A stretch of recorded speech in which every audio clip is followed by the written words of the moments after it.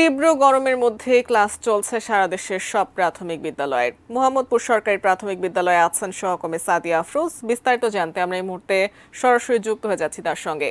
সাদিয়া আফরোজ, প্রাথমিক বিদ্যালয় কিন্তু সারা দেশেই খোলা, যদিও ঢাকা সহ 5 জেলায় মাধ্যমিক এবং উচ্চ মাধ্যমিক বন্ধ রয়েছে। কি অবস্থা দেখছেন এই মুহূর্তে প্রাথমিকের পাঠদানে? শিক্ষার্থীদের উপস্থিতির সংখ্যাই বা কত? এই গরমে তারা আসলে কিভাবে ক্লাস করছে?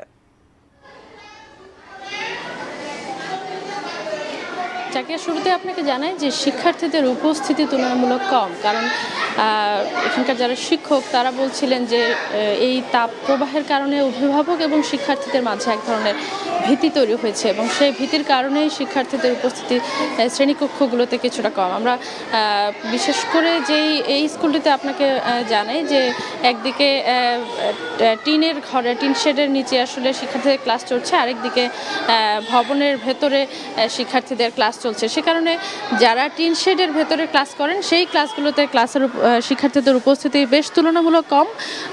এছাড়া ভবনের ভেতরে যারা ক্লাস করছেন তাদের উপস্থিতি কিছুটা বেশি, তবে এর চেয়েও উপস্থিতি আরও বেশি হয় বলে দাবি করছেন শিক্ষকরা, কারণ তারা বলছেন যে শিক্ষার্থীর সংখ্যা যে পরিমাণে হয় তার তুলনায় উপস্থিতি তুলনামূলক কম এবং গরমের কারণে এই উপস্থিতি যে কম সেটি তারা নিশ্চিত করছেন। একই সাথে তারা বলছেন যে শিক্ষার্থীরা আসলে তাদের যে অভিভাবকরা বলছেন যে শিক্ষার্থীদের এই উপস্থিতি কম হয়েছে বটে, তবে শিক্ষার্থীদের এখানে স্কুলে আসার ক্ষেত্রে তারা কোনো বাধা দিতে চান না, কারণ তারা মনে করেন যে শিক্ষার্থীরা স্কুলে আসলেই বরং তারা বেশি ভালো থাকে, পড়াশোনার গতিটা ভালো থাকে। তবে অনেকেই বলছিলেন যে যেহেতু তাপপ্রবাহ কমেনি সে কারণে আরও অন্তত 1 সপ্তাহ যদি স্কুল বন্ধ থাকতো তবে তেমন কোনো ক্ষতি হতো না এবং সে কারণে এই যে তাপপ্রবাহ হয়তো বা আপনি জানেন যে আবহাওয়া অফিস থেকে বারবারই বলা হচ্ছে যে মে মাস থেকে বৃষ্টিপাতের এক ধরনের সম্ভাবনা রয়েছে। এ কারণে মের 2 তারিখ থেকে যদি ক্লাস শুরু হতো সেই জায়গাটি অনেক অভিভাবকই বলেছেন। তবে তারা এটিও স্বীকার করছেন যে স্কুল আসলে বন্ধ থাকলে যে আসলে তেমন কোনো সমাধান হয় তা নয়, কারণ বাড়িতেও তো আসলে শিক্ষার্থীদের থাকতে হয়, সেখানেও তাদের যে খুব বেশি স্বস্তিতে থাকতে হয় তা নয়। গরম আসলে সব জায়গাতেই, তবে স্কুলের উপস্থিতির ক্ষেত্রে এই যে পোশাকের বাধ্যবাধকতা, বিশেষ করে জুতা পরার ক্ষেত্রে যে বাধ্যবাধকতা সেটা যদি না থাকতো তাহলে শিক্ষার্থীরা হয়তো আরও কিছুটা স্বস্তিতে ক্লাস করতে পারতেন।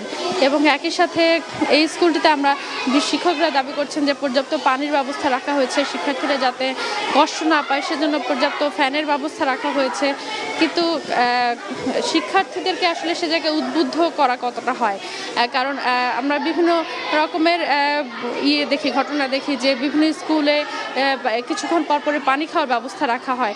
সেরকম ব্যবস্থাও যদি সব স্কুলে করা হতো, এই দাবিটি আসলে অভিভাবকদের পক্ষ থেকে করা হচ্ছে যে তারা যদি নির্দিষ্ট সময় পরপর একটু পানি খাওয়া কিংবা একটু বাতাসে থাকার পর্যাপ্ত সুযোগ পায় তাহলে হয়তো বা তাদের গরম কম লাগবে এবং তারা অসুস্থ হয়ে পড়বে না। আপনারা শুনছিলাম যে এই স্কুলটিতে গতকালকেও কিন্তু অনেক শিক্ষার্থী অসুস্থ হয়ে পড়েছিলেন। তো সব মিলিয়ে প্রাথমিক শিক্ষার্থীরা যেহেতু ছোট এবং তারা যেহেতু তাদের গরমের অনুভূতিটা শারীরিকভাবে কিছুটা বেশি হয়, সে কারণে তাদের ক্ষেত্রে আরও বেশি যত্নবান হওয়ার দাবি করছেন অভিভাবকরা এবং শিক্ষকরাও বলছেন যে তারা এই বিষয়টিতে সচেতন আছেন এবং যাতে কোনোভাবে শিক্ষার্থীরা কষ্ট না পায় সেজন্য তারা তাদের চেষ্টা চালিয়ে যাচ্ছেন।